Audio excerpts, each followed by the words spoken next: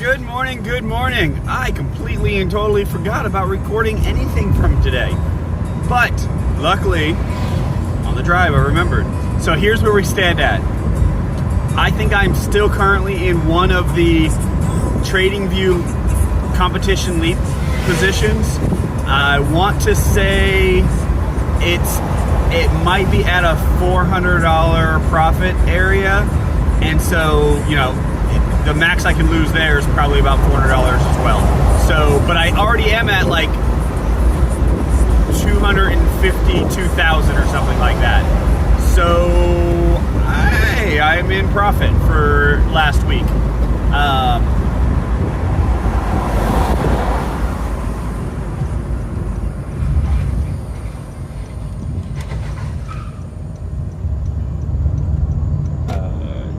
Yeah, I'm gonna let him go.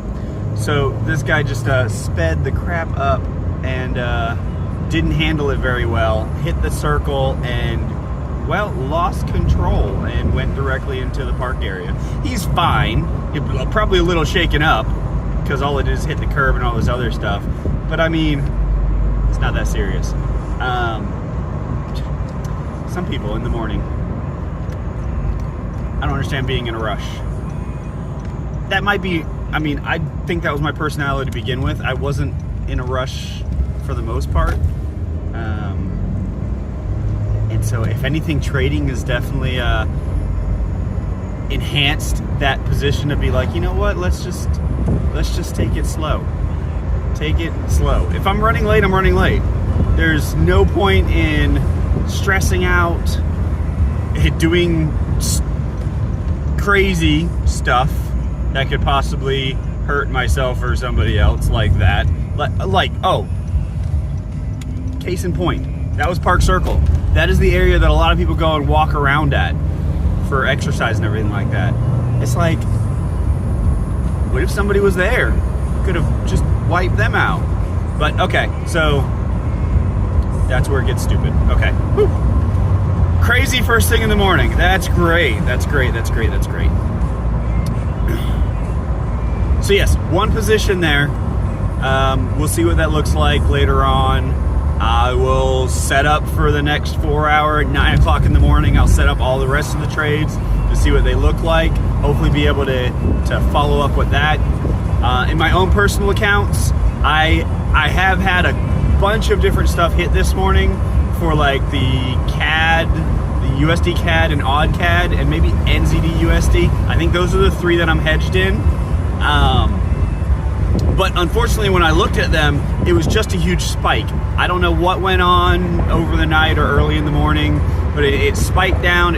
It triggered all my alerts about managing those hedges, and then immediately came back up. So I don't think I'm actually in a position to do anything with any of them. I'll see when I'm able to look at the charts. The other two positions that I'm in for the Tories Trades trend lines, TTT, wow, okay. So for those two, both of those are in profit. Man, okay.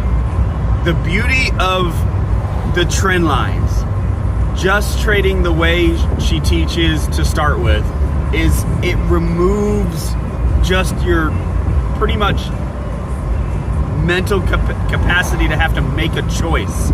If a trend line gets broken, you take the trade. Where's your stop loss go? On the other side where the other trend line's at. It goes on the other side of that a little bit, not much. Or just use it as a whole, whatever you do. But it makes that dirt simple. So all you have to do is just learn how to hold it. And yes, you're gonna get switched out here and there and all over the place, and it's fine, because what happens is very similar to the two trades I'm in right now.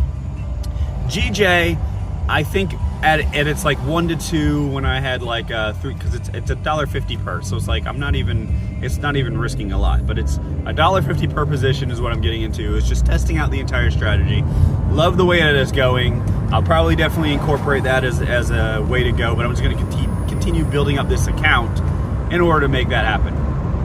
$1.50 per position. I think I started with $1. I'm up to $1.50. I probably should go ahead and increase it, because it's just working out really well, and I've yet to hit like a really strong losing streak. It's crazy. So the two trades that I'm in right now, GJ, once it hit 1 to 2, I took off like 99%. I'm like, you know what? I need to learn how to hold these things longer, because majority of these trades they just go. Once you get into the move as it moves, it just goes. And I usually will cut early. I'll cut early around the 1 to 1.5, the 1 to 2 mark. I don't know if I've held it anything longer than that. So I'm like, I want to hold it and see, and I want to be able to watch it. I want to be able to watch it actually play out with me in a position, because I'll track them after I'm out just to see how far they go. That's how I know majority of them continue going a whole lot farther after I get out. So I'm just watching this one. I pulled out 99% of my profits on that one, and so it's like I'm risking a penny. And if it continues going all the way down to like the major weekly low, which is very likely, I think I'll make 18 cents. So it's like, it's really nothing. On the other side of that, I think I'm also in CAD CHF. It is also going really, really well. And I'm just gonna let that one run. I have pulled off half of my position. So I pulled off $1.50, so I made a 1 to 1. So I'm already in profit. I don't have to worry about anything. The stop loss is already in profit, because you trail the stop loss as the price moves along that safety line. So I'm already in profit on that as well, maybe like 40, 50 cents. So once again, what is that, a 1 to 1.25, maybe? I don't know. 1.33, I think, if I did my math right. So I'm already in profit on both of those. Now, CAD CHF, if you look at the chart, is, as far as my chart's considered, it's at the lowest low it has ever been. It's below the lowest low it's ever been. So it's like, I really have nothing to project where it could possibly go before it's like, okay. So I'm just gonna let that go and actually use the safety line as the method to get out, and just see how it takes it. But so those are my positions currently, and I will keep you updated. But you guys have a blessed day. It is the tropical storm Debbie, maybe hurricane, tropical depression, I'm not sure what it is right now. It is on its way to South Carolina, if not already here, I don't know. But you know, so the weather's supposed to be pretty gnarly for the next week. But yeah, looking forward to it. You guys stay dry though. So I was late to the party, but I have jumped into a sell on SPX 500. So I know it was like, wait, what? Look how far it's pushed already though. Yeah, but I'm bearish candle, just going for the next bearish candle. DE 300 euro. I'm also in a bad data area. It says I have 5G, but it's like, I don't know, it just takes forever. But same thing, I'm going to sell for that one. Hopefully it picks up and catches. But yeah, I'm going to sell for that one. Actually, I was already in small profit. Oh, there we go. JP 2250. I don't even know what it is. That one I'm also in a sell. That one's in small little profit as well. Gold is a sell. And you might be like, really? Robert, what are you doing? These things are already like overextended. What are you doing? I'm just following the simple strategy. Previous candle was bearish. I'm gonna go with it. So that is that. And then this next, what is this? WTIC is up for a buy because the previous candle was bullish. And then Natakakasaka. Oh, I haven't gotten into that one yet. Let me go ahead and... Oh, well, I can't get into that one. Hold on. Let's get out of this for a second. So the reason being is it's already come across. This would have been a loss, right? But, you know, I missed the trade, and so that actually saved me. Because, you know, I'm, 24 minutes? I was technically about 16 minutes late to the trade, and it had already come against me and gone away. So, yeah. Lost the trade, would have lost the trade, but I actually didn't lose the trade because I never got into the trade. So that's how that one sits. But yeah, we'll see how everything else goes. I will keep everybody informed. All right, so let's take a look at our current trade situation. We have SPX 500. So let me pull up all the charts that we have for this guy. So SPX 500 originally lost the first trade into a second trade. We're up like, it says 111 ticks. If it makes it all the way to where it's supposed to be going, then it'll be $2,000. DE 30 EU. First trade was a loss. Second trade, yeah, we're still hovering around break even. JP 22.225 USD.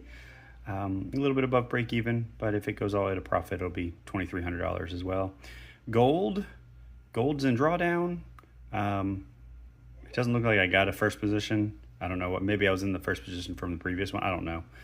Silver, also in drawdown. We'll see where that one goes. If it loses, that's $400 loss, but if it wins, it's $600 win. For gold, if it was $700 loss, but about $1,000 win.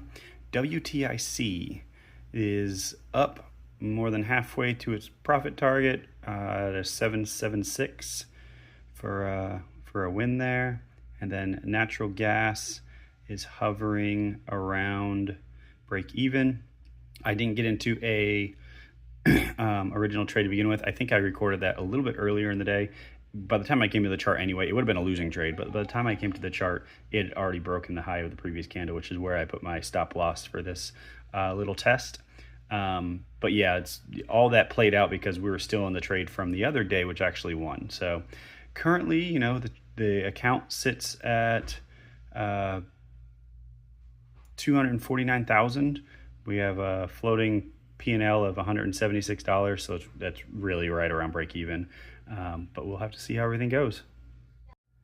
This is currently where we set up for the evening time, so we'll see how everything pans out. I think I am in every single one of the instruments allowed to be traded for this TradingView paper challenge Leap August thing.